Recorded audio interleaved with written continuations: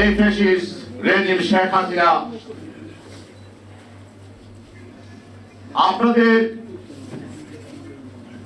বাংলাদেশের আপামর জনগণের মুখে যখন ট্যাগ মেরে দিয়েছিলেন, দেশের স্বাধীনতা সার্বভৌমত্ব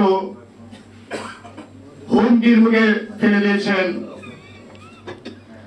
দেশের অর্থনীতি ধ্বংস করে দিয়েছিলেন, আমরা প্রবাস থেকে তখন আন্দোলনে ঝাঁপিয়ে পড়ি। আমাদের চাওয়া পাওয়ার কিছু ছিল না। আমরা চেয়েছি একটি স্বাধীন দেশ, একটি গণতান্ত্রিক দেশ, যে দেশের মানুষের মৌলিক অধিকার, ভোটের অধিকার থাকবে। সংগ্রামী সাথী বন্ধুগণ, আমার বক্তব্য দীর্ঘায়িত করব না। আপনারা জানেন বাংলাদেশের রাজধানী ঢাকা, বহির্বিশ্বের রাজধানী নিউ ইয়র্ক। আমরা যখন বিরোধী দলের কোন নেতা নেত্রীকে জেলে পড়ে, তখন আমরা সাথে সাথে আমরা প্রতিবাদে ফেলে উঠি।